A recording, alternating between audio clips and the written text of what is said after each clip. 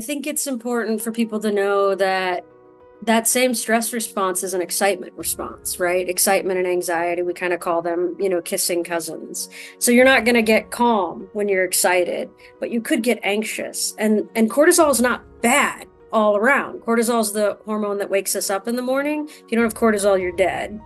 And so I think that's the challenge is how do we take this and turn it into inertia, turn it into energy, or is it the weight that stops us? And I said it earlier and it's an oversimplification, but it's first recognizing that it's happening. If you can recognize it and get a handle on it, then it works, right? Many entrepreneurs might have what you could consider stress addiction. Of the half of the people who have stress addiction, only half of them have all the bad stuff that happens with stress. The other half doesn't. And the challenge is how you're interpreting it after the initial shock. Welcome to the Mindset Game podcast. I am so excited to introduce you to Natalie McVeigh. Natalie is an executive and entrepreneurial coach and practitioner in neuroscience, specializing in conversational intelligence. She has expertise in complex conflict resolution with a certificate in mediation, specializing in interest-based negotiation, trained at Harvard Law School's program on negotiation. Natalie is on the faculty of the Family Farm Institute, as well as the faculty of the NYBA Trust School, specializing in family dynamics. She is a certified happiness trainer and has experience in building and developing cohesive teams through utilizing assessments and creating training curricula. She is now finishing her PhD at Saybrook University in applied psychophysiology, specializing in stress. And Natalie, welcome to the show. I am so excited to have you here to talk to us about stress and burnout, specifically as it comes to the burnout that we experience from work or our perceptions of work, because this is a topic that a lot of people are struggling with these days. So thank you for being here. Yeah, excited to be here, Vered. Thanks so much for having me. I hope we have a great conversation today. I'm sure we will, because you have a lot of insights and tools and research-based suggestions, because the reality is that, as you and I talked about a moment ago before we started recording, is that we're all empowered to be able to shift some of these feelings that we feel and certainly the burnout that we experience. And so let's start out by kind of clarifying, how do you define burnout? What does that mean? Yeah, burnout varies person to person. Psychophysiology kind of says our own unique set based on our hormones, our chemicals, etc. And what we found when we've researched burnout is there's not one thing that gives anyone burnout, right? What you might interpret, Barrett, as a stress, I might interpret as excitement, right? I was an EMT, very good at stress. And so, but we have found that burnout has one thing in common. It's not the number of hours you work. It's not the stress of the job. It's really that you view your work as either a calling and a career or just a job, something you have to do. We've seen that study happen over and over again. The other component of that study is we feel stressed if we believe that work will be stressful, right? Some people who watch a 15-minute video on stress is good for you versus those who don't have the same effects, even though they're working the same hours, right? So it's not consulting, which I've been doing for 20 plus years, which usually is a 2 to 5 year burnout. It's not working in hospitals. It's not being a lawyer. It's not busy season as accountant. It is literally what I do with what we call my own allostatic load, which is my ability to deal with what's there. And the best way to deal with it is to believe I have some control in it, which you in fact do. So it sounds like there are two aspects there. There's the feeling of having some control, agency over that, and also the meaning that we give to, as you said, our work. Is it just a job or is it a calling, something that is, higher, if you will, for us? So if we were to start with the kind of that second aspect of it, our beliefs about our work. I mean, somebody listening might be like, okay, I really see this as a job, what I'm currently doing. There is nothing meaningful or fun for me about it. It's really a way for me to get to the next step or to just make a living and support my family. So how can they shift that belief if they don't actually believe it's true? Yeah, that's true. So Andrew Malinsky's research talked about there are kind of three pieces to get to that meaning or calling, whatever we want to call it. The very first is clarity, right? You might not be able to change clarity. Your boss is going to tell you what to do. But then you get to customization. So let's say I have to do this podcast with you. I want to do it, but let's pretend I have to do it, Barrett, and I have to do it on your format. Okay, fine. That's the clarity. That's what we're going to do. The customization is, what's my message? What do I want to get across? No matter what Vered wants, right? And the very last piece of that is the conviction. I do believe my work is a service, right? I do believe reducing stress of executives reduces stress of employees, which leads to people to not have heart problems, to not have insulin challenges and other things, right? Because 83% of doctor's appointments and 69% of medications have to do with stress-related illnesses.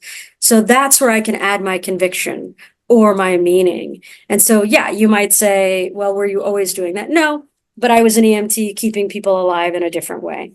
I was a researcher working on things to disseminate that information. So it doesn't really matter what your job is. It matters if you can get that conviction and that customization. And most of us can if we spend a little time thinking about it. Even if you're working at a fast food chain, you're providing sustenance to someone, right? Versus maybe I'm flipping burgers. Yeah, it's such a mindset shift. The other day I was thinking about that shift from, I have to do something to I get to do something. I was going to work out and I'm like, man, I don't want to, but I was like, okay, I get to go work out. And it's kind of seems like a little bit of the same here in the sense that, I get to serve people. I get to contribute in some way. And so can we dive a little bit more into these three aspects, Natalie? I know we're diving right in because that work fulfillment is really, really important. We spend so many hours of our day, most of us at work. And some of us are working with a boss or coworkers that we may not get along with, or that don't give us the freedom to be able to have the customization that we want. So how do we get more of that clarity? Was it customization, the second point? Did I get that right? Yeah, it's clarity, customization, and conviction. Yeah. How do we access more of that? Yeah, you're right. We spend a third of our life asleep. Hopefully, most of us, you need sleep first. And then we spend a third of our life working and a third of our life for everything else we love, spouses, kids, hobbies. So you're right, Vered. We can't have half of our life that we're awake in feel like torture. And in fact, for some of us, it does, which is astounding to me. You can't change other people, right? Having a work best friend is great. In fact, that has to do with a lot of mental health, but we've seen some research that says having a toxic boss has more impact on your health than even your own marriage. But what does toxicity mean, right? And so if my boss says something needs to get done by Wednesday and I can't change Wednesday, what can I offload? Is it a project that I want to do more than what's actually due on Wednesday? And I think what we do instead of saying, okay, how do I customize this? How do I schedule the rest of my week? It's Monday now to make this work. Do I need to stay a little later? Do I need to kick something I was really excited about till Friday? That's where you customize the plan. And then the conviction for that is I don't want to be at odds with my boss, right? Doesn't mean I think he or she's great. I don't have to pretend there's someone that they're not, but you have to understand that some large portion of conflict is internal conflict. Your boss isn't lying awake at night trying to micromanage you. They just might not know how to do anything better. And so this idea that I'm going to be in contention with them, that's partly me. So instead of saying, oh, he or she did this to me again, I can say, oh, what an interesting challenge it is to figure out how to meet this deadline. Now, if you really can't handle that workplace, we should get you out of it, right? Because I don't want what happens with you exacerbated there. But you notice that people who shift jobs, who have different employers, keep having this same pattern. Because really, it's my reaction to the stimulus, not the stimulus itself. So how do we shift our reaction to the stimulus? First, it's recognizing our stress response, right? Some of us breathe faster, some of our hearts race, and that usually goes up in a cycle, and it takes 3.5 minutes for the best of us to come down. That's the best of us. And if it's not you and me, Vered, and I know we like heart math, we're not even at the best of us. We're probably at a 7 to 10 minute segment. So for those moments, you need to let it wash over you. You need to have the response. You need to be able to feel your feelings. I feel frustrated right now. Maybe I feel disempowered, but you're going to want to say it like that. I feel, instead of I am frustrated, because our brain only holds fact, not fiction. So the moment I'm frustrated, I stay frustrated, versus I am feeling frustration. I am feeling disempowered. And so have those feelings, you can write them down. What are those feelings trying to teach you, right? Allow that to happen, to course through you. You can use a heart math technique. You can use a meditation. I like to use some tools like an Apollo Neuro, because most of us don't do the thing we're supposed to do, to really bring it down. The quickest way is, I'm actually standing now, but if I was sitting, to stand up, go to the other side of the room, because that stress response comes from our biology, right? We can't think our way out of it as easily as we can move our way out of it. So just take a brief walk to the other side of the room, get a glass of water. You're probably hungrier than you think you are and thirstier than you think you are. Have a bite, have a drink, and then decide, I have this challenge presented. I have the clarity now, even if I don't like the clarity, but don't focus on that. Now, how do I customize it? How do I make it work for me without sacrificing? So if tonight I have a really important plan with my family, maybe this isn't what I give up, but maybe tomorrow when I was going to go to a networking event, that is what I let go of right now, to make the space for that. And the conviction is that, my boss now believes they can count on me, and hopefully we can set up a new way to work successfully together in the future, right? That might be the only conviction you can have right now. Not that I'm doing it because I love them or this is the best mission ever. It might just be something slightly palatable. And when you change that, what you'll see is your body's no longer living in that stress.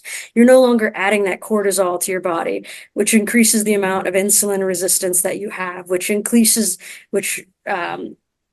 restricts your blood flow and increases your blood pressure. All of that is happening to you, not to your boss. They're sleeping really well at night.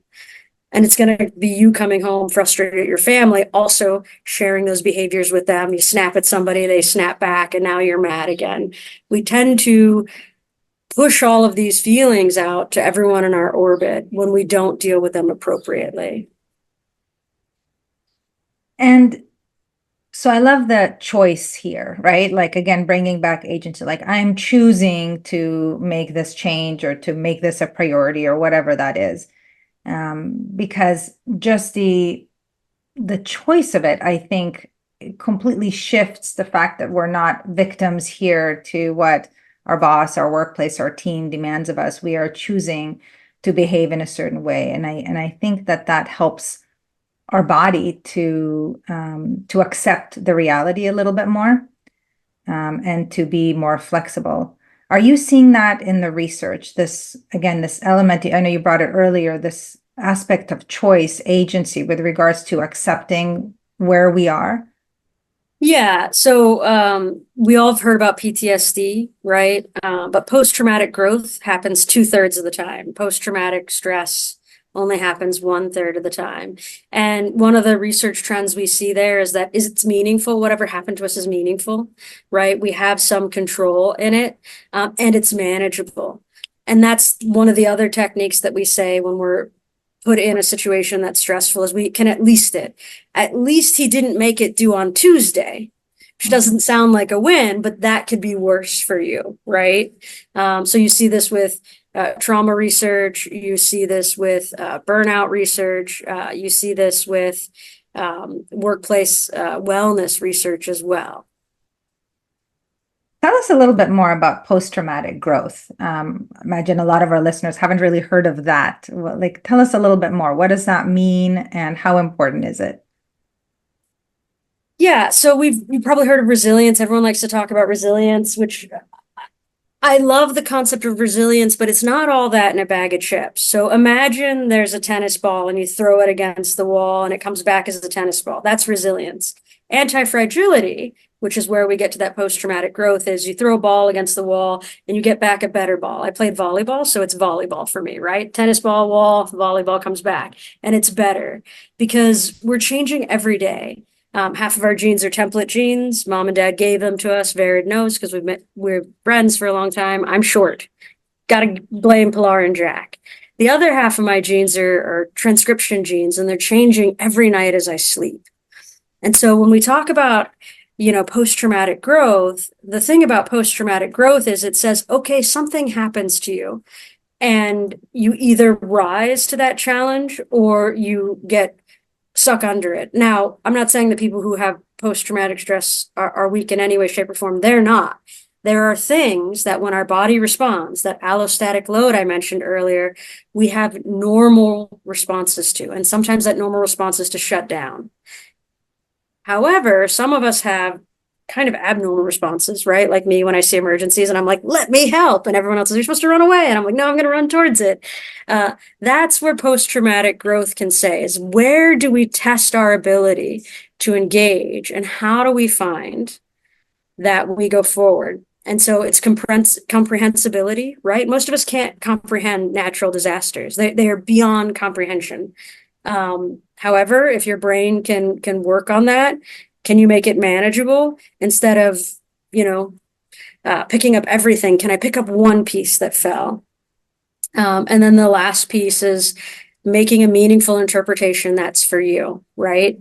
So maybe this disaster happened so that I can learn to respond to other disasters, right? A lot of people go, especially in the recovery community, many people who've had addiction challenges then go spend their life helping other people work through that. And I think that concept is really important of post-traumatic growth, because you talked about kind of patterns, right? That we may have a certain pattern in some area of our life, relationships, health, work, that gets repeated over and over and over again. And what I know for sure is that when we get learnings, these important learnings that we need to get about how to take better care of ourselves and so on, typically the beliefs that are part of the patterns tend to disappear, and then the pattern shifts. So when we think about a traumatic experience, even if it's not a big T trauma, life-threatening kind of thing, but let's say a negative workplace experience, or maybe we were kids and we heard our parents complaining about work or complaining about their boss, or we saw it on TV, and then we may form certain beliefs about how things are. And then we may find ourselves in a situation like that and we form certain perceptions. And as you said, it's the perception that creates the stress, not so much the experience itself. And so when we're able to do what you're suggesting here and to shift the mindset, kind of consider, what are we perhaps learning here? What is it that is positive for us? How are we contributing to other people? That can help us to get those learnings, right? To release the emotions and perhaps access some of those learnings to shift the pattern, so that when we get another job or we start another business, if we're the owners, let's say, that hopefully we're not finding ourselves in the same situation. And if we are, the inner experience of that situation is completely different. We're not seeing it in the same way as we used to, even though on the external things might be similar. So talk to us a little bit more about how important it is for us to get these lessons, these learnings, as you said, volleyball coming back, right? New resources. How important is that? It's incredibly important. And I think it's important for people to know that same stress response is an excitement response, right? Excitement and anxiety, we kind of call them, kissing cousins. So you're not going to get calm when you're excited, but you could get anxious. And cortisol is not bad all around. Cortisol is the hormone that wakes us up in the morning. If you don't have cortisol, you're dead. And so I think that's the challenge, is how do we take this and turn it into inertia, turn it into energy, or is it the weight that stops us?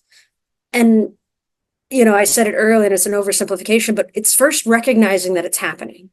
If you can recognize it and get a handle on it, then it works, right? Many entrepreneurs might have what you could consider stress addiction. Of the half of the people who have stress addiction, only half of them have all the bad stuff that happens with stress. The other half doesn't. And the challenge is how you're interpreting it after the initial shock. Like you said, the trauma with a capital T or lowercase t. Some people define trauma as something you wished to happen that did, and something that you didn't wish to happen that did, right? And so I think you're correct that it doesn't matter how many jobs you take, how many companies you start. If your glass is a little half empty, that's the way you're going to look at it. And for some of us, we are, right? 50% of our happiness, positivity is genetically encoded. 10% is the circumstances, right? Either you like working from home or you don't. So only 40% you control, which is still a big number. And I think we don't decide to put our arms around that, because it's much easier sometimes to throw our hands up and say, not my monkey, not my circus. The thing is, though, you can change your organization, even if you're not at the top of it, but especially if you're at the top of it. And little by little, these behaviors that impact your biology, they're going to impact the guy or gal you're standing next to without them noticing it, right? You not responding poorly to your boss giving you that assignment is going to make him or her feel better about you, and you're going to turn it in. Whereas the complaining, the contention, it's also not to say that you can't ever say, you know what, Wednesday is impossible. Here's why. Let me tell you everything else I have to do. Can we try for Thursday? Those moments can happen, but you'd still want to follow the same process of coming down from your stress response and really thinking about it objectively and truly.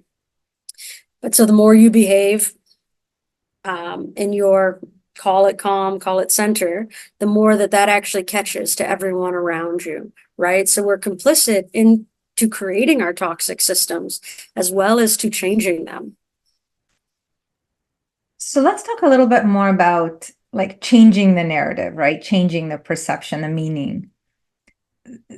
Some people listening might be saying, well, work is fine, but I've got all this other stress outside of work. Maybe I have an ill parent. Maybe my kids, are young, or they, there's some special needs, or maybe my spouse is going through some work stuff or whatever it might be. So they're bringing into their work this stress, and it's really hard to focus. It feels overwhelming, and ultimately people can feel like they're burning out. So how do we change that narrative? Like, can you guide us through a process or give us some more tools to be able to do that? Yeah. And so I think knowing that everything has a place is really important, and that it's all valid and that it's all true, I think is important. So your work stress exists. It's a real thing. Your home stress may also be a real thing. But there's some really interesting research about trying to do one with the other. Everybody loses. And so the question is, where can we park some of that? I'm not a big fan of compartmentalizing, but let's say you had a huge fight with your spouse this morning. Can we set that on the table for the moment that you and your spouse can follow up? Because it's not going to help you at work. It's going to probably hinder things at work. And then you want to fix it with your spouse. What we do when we put things on ice is we never come back to it. And so I think that's one of the better things that we can do. If we can just park it for a moment, because it is appropriate to deal with it in time, where it's necessary. Does our home stress impact our work stress? It can. It can also be that for some people, work is a respite. It might be simpler to work than to have emotional conversations. It might be the reverse, that home is a lot easier than work. And so whatever the place that you're getting your respite, you want to try to ensure that it stays that's place of respite. But the main piece about, can we control these factors? We can't. And so that's why we say manageable. We talk about manageability, and what's within our control is those things that aren't. We have to find a way to be okay with them. Doesn't mean we have to like them, right? I worked with a lot of extroverts during COVID who were working from home, and they were literally crawling the walls. Like, it was the worst thing. And there were not enough like virtual happy hours to make them feel okay. They had to find a way, though, where they didn't wake up every morning hating the entirety of their day. And interestingly enough, there's a high correlation between extroverts and positivity. And so that ended up being the most effective way to have resilience during COVID. Introverts did a lot better at first because they don't like people, but introverts tend to be a little negative. And so that, happiness trainer that Vera talked about at the beginning, this way that we can at least find some positivity, not toxic positivity, because you should embrace those emotions that are teaching us information, but that at leasting it. Well, at least I'm here today at work when my spouse is dealing with the baby who's throwing up. I'm really worried about the baby, but I'm not covered in baby vomit, right? And so that's another way that we can try to separate those two things. But yeah, are there going to be days when you had a fight with your spouse? There's too much homework for your kids, you haven't had any time off, and your boss gave you a last minute assignment. Absolutely. And most of us, because we're compounding our stress reactions, are going to respond really poorly with that. However, if we've been using our, measuring of our stress, our allostatic load, and bringing it down little by little, you're going to have less of those tip over moments. If you have one and you do what most of us do, you kind of scream or you make a passive aggressive comment, what I don't want you to do is beat yourself up about it. I do want you to fix it, apologize. We could do a whole workshop on apology alone. But that's life, right? And I think that's one of the other things that happens in these situations is, yeah, we get stressed and we make mistakes, but then we have feelings, about our reactions, and then we're just adding all of this extra on. So, I'm curious, how do we park it? So you talked initially kind of in this segment about, compartmentalizing when we need to, right? Putting it in a closet, putting it, aside, so that we can focus on work. Not again to the neglect of coming back to it, but just temporarily. Yeah. So how do we do that? Because I think for a lot of people, it's really hard to do that because it's like magnetic, right? It's like the attention wants to go there because either we need to fix it or we feel shame or we feel guilt or we feel angry. And it's hard to shift our focus and attention. How do we do that? Yeah, some of my clients have just a line of masking tape on their floor, that when they step in their office, that we, actually say, okay, this is, and I played volleyball. And so our coach would say, whatever your drama is, it doesn't come on the court. So this is your court, right? And you have to articulate to yourself what you need to work on. It's better to write negative things down. So probably better to write with your hands, like what's going on with my spouse or whatever. You can fold it up, put it in your pocket because you're going to deal with it later. If you don't have a pocket, put it in your pocketbook, and then take a minute, take 5 breaths. And when you're ready to step over that line, you're in a different place. That's one option. Another option is to acknowledge those emotional cousins I was talking about. So if you're really sad because you asked for support this week from your spouse, because you did have this big work project dropped on you, and your spouse actually told you you've got to do kids pickup today anyway, come hell or high water. And you just know that pick up and then trying to get back to work isn't going to work. And you're really sad. You're really disappointed that your spouse, didn't show up in this way. Well, you're not going to get excited or happy. But sadness, the two emotions that are next to it are acceptance and appreciation. You can accept that your spouse may also be stressed and this is just what's going to have to happen. Or you can appreciate that, maybe at work when I do ask a colleague for support, they will show up, right? So understanding the emotion you're having and the next emotion you can get to, that's a little more positive, right? Same thing, fear. If you're afraid you're going to fail at this assignment, you can have thrill, right? You can get interested in what could happen next. You could also look at the awe from that. Boredom, believe it or not, if you're bored at work, serenity and calm is easier that way. Same thing with anxiety, excitement or anticipation. So that stepping over the line, that getting prepped to be at the work thing, as well as understanding the emotions we can use instead of staying there.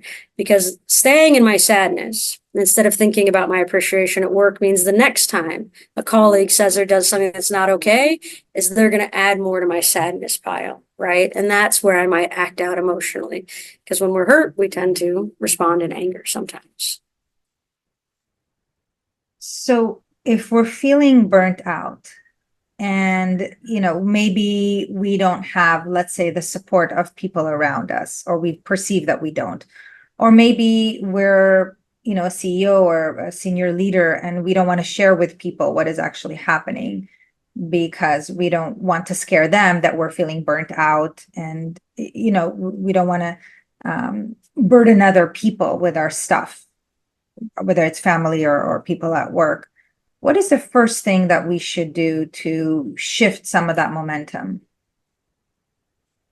I would write, like I said, our brains tend to work through things, especially negative information when we're writing. But this is where the research is going to surprise you. And most of it does. Our brains are actually largely irrational. They're formed the most in the ages of 0 to 4 and then our teenage years. And imagine your children at 0 to 4 or teenagers and letting them control anything in your life. You don't. But we actually, when we're stressed, go home to mama, and those are the years we're going to. So just so you know, what your brain is telling you to do is largely irrational, despite how we think we're rational, is speak that out to people. You would be surprised on the research of asking for help. In most cases, people get promoted. They get promoted because when you ask me for help, I like being the expert on things. I like that you think I'm great too.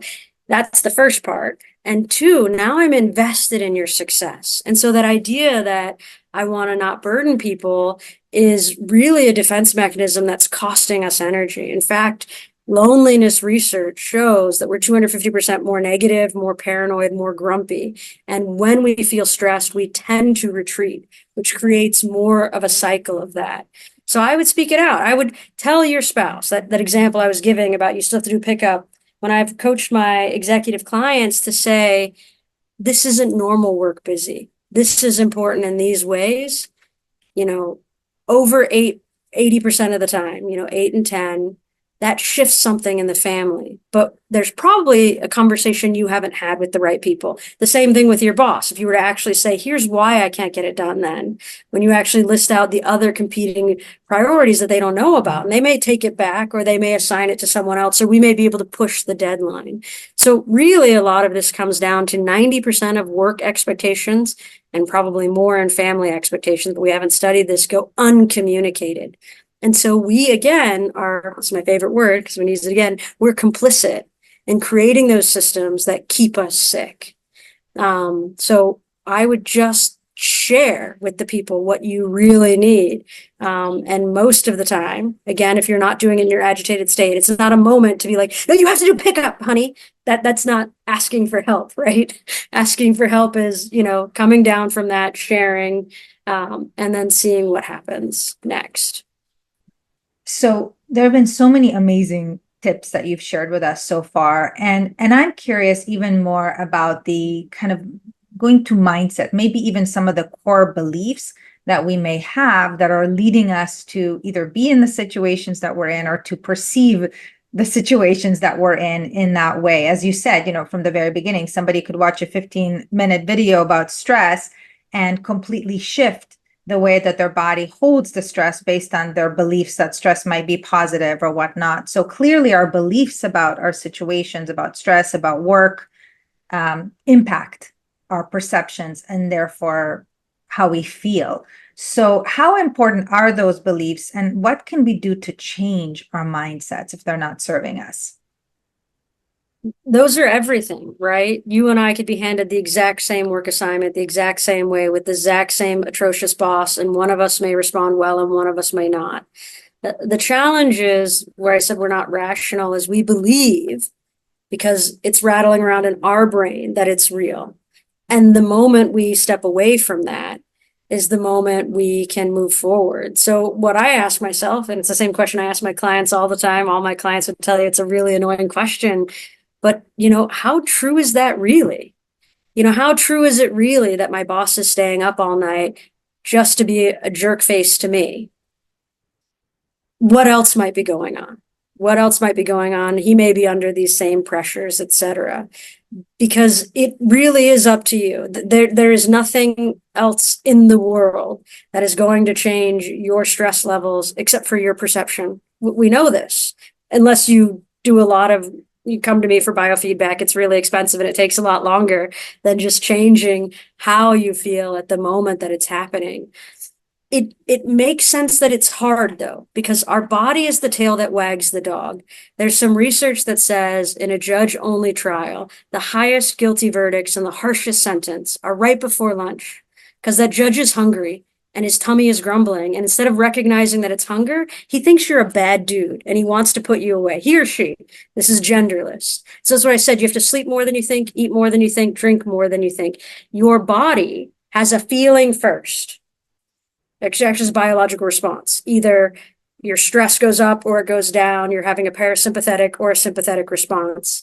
Those are the things that are happening. And then after you have a feeling, and it's a really inarticulate feeling, which is this feels good, this feels bad. And then you think this person is good or this person is bad. And then you make a judgment. This person is always bad. This person is always good. Or this job is always good or this job is always bad. And so what you want to try to do is catch it when it's still your biology saying I'm uncomfortable. They've done similar research to say when the room is warm, we get hired. When it's cold, we don't, because you interpret it as being cold. I mean, there's enough data to say that really it's our body running all of this, and we're trying to rationalize it through our brain. And so the moment you realize you're irrational, how true is that really? What else could be happening? What do I need to do for this? And let's pretend you actually have a boss who's a narcissist, which happens very rarely. Narcissists and psychopaths are less than 5% of the population, but pretend your boss is. Okay, well, I still work here. And maybe the conviction is that I'm making enough money to support my family. And how do I reconcile that versus being worried about changing the narcissist when there's really nothing you can do about that? But for as many people as I run into, not everyone has a boss or a family member who's a narcissist. It's just not statistically possible. So going back to that clarity, customization, conviction,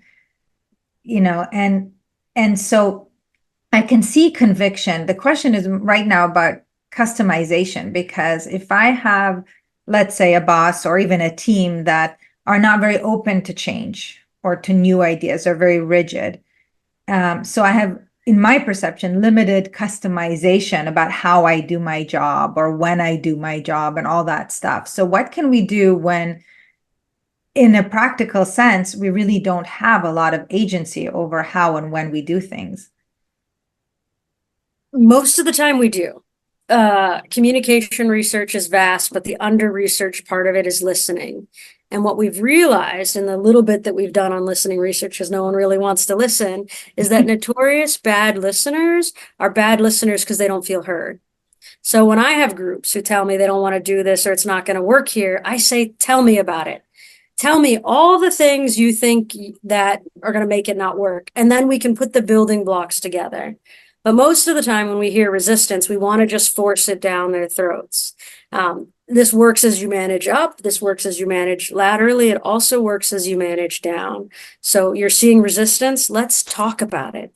Tell me what I need to know. And many times you realize that there was something falling short in your plan. Probably not as much as the objectors thought, but enough to make those adjustments to also create buy-in from that team to feel like they're part of the process.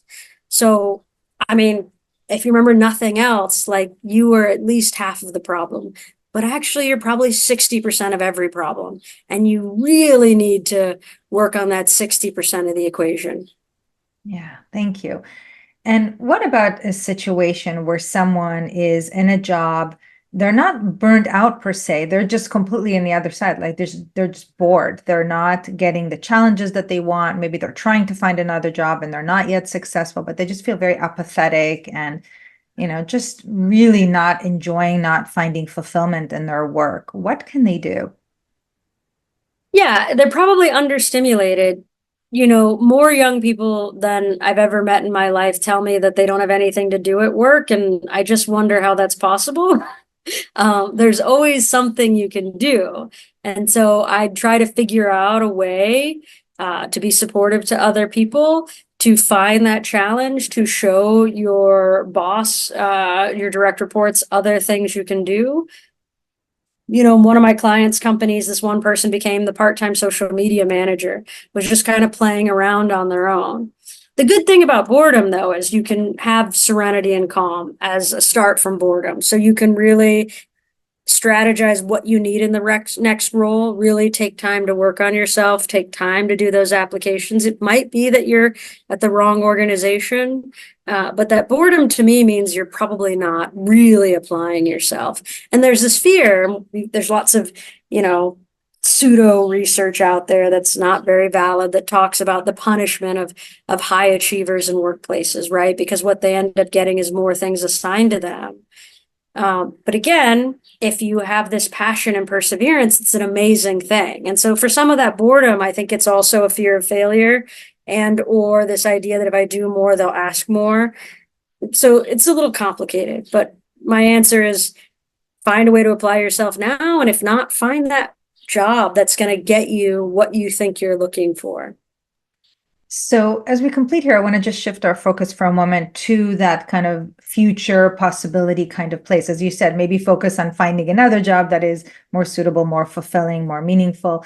And so how important is it when somebody's either burnt out or the other side of the pendulum, the opposite of that, but either way, they're not fulfilled where they are, to focus on the future, to imagine, visualize possibilities? How does that impact their mindset? It can be really powerful. It can also be somewhat problematic if we focus too much on the future and we don't actually actualize, we're a little bit trapped. So I do think what's the next step if it's not working today is powerful planning. Visualization is amazing, but daydreaming is very different, right? It's not really met with the competencies to act it out. And our self-esteem and our self-actualization is tied to our employment. So if it's not working for you, I'm the first person who tells my clients, if I do coach for your company, not just for you directly, I may say to someone that this sounds like it's not the job for you. Let's find that job. Half of your waking hours, your self-esteem, your self-view are all attached to this job. And so let's find you the right one. But I don't think just being a dreamer is helpful. And that's where visualization, can go wrong when it's misapplied because that's not the goal. Visualization's to help you get there. Absolutely. And I think also as part of, let's focus on something else, let's say if that's the best path, is how do we release the attachments that created the 50-60% of the problem, right? That we're kind of owning to in the first place. What are some of the beliefs that we had that got us into the situation that we're in? What, if anything, is in our control or influence to shift so that we make sure that our next, destination along our journey is in fact more fulfilling and not more of the same. Yeah. Agreed. Yeah, because there might be, like I said, 10% is out of your controls. 10% of that you might not want in the rest of it. But knowing that you're some other portion of that too. But I do see this, I'm sure you do, Vered, with a lot of your transition coaching. You'll see people job hop, just like people relationship hop, and the patterns continue to create themselves. So it's not a panacea of getting a new job, getting a new life. That doesn't happen as often as we think. Yeah. And it goes back to what you shared earlier around being with our emotions, right? Noticing what is it that we're telling ourselves? How true is it? What else might be true? And operating out of that, just giving us a little bit more flexibility of thought, a little wider perception about what might be true. So I'm so grateful for you, Natalie. I know we could continue this for, many more hours because you're just like a well of information and research, and I'm just so impressed with you. How can people learn more about your consulting, your coaching, all the great work that you do? Yeah, I'm on LinkedIn, Natalie McVeigh. My company's called Eisner Amper. A lot of people have a hard time spelling that. So I would say just Google my name and then you can reach out that way, and happy to chat. Awesome. Thanks so much, Vered. This has been amazing. Yeah, thank you, Natalie. I'm really grateful. This is an important conversation. I hope that everyone takes at least one thing from this conversation and applies it so that they feel even more fulfillment wherever they are, both work and other areas of life. Thank you. Thanks. Hi, game changers. I really honor you for tuning into this episode with Natalie McVeigh because I am certain that you got some great tips that can help you live an even more resilient, happy life and to avoid burnout. Now, if you enjoyed this episode, I invite you to tune in to episode 185 with Dr. Robert Brooks. And he is amazing as well. He talked to us about resilience, again, giving more tools, more evidence-based research to help you live your best, most calm, most peaceful life. Bye for now.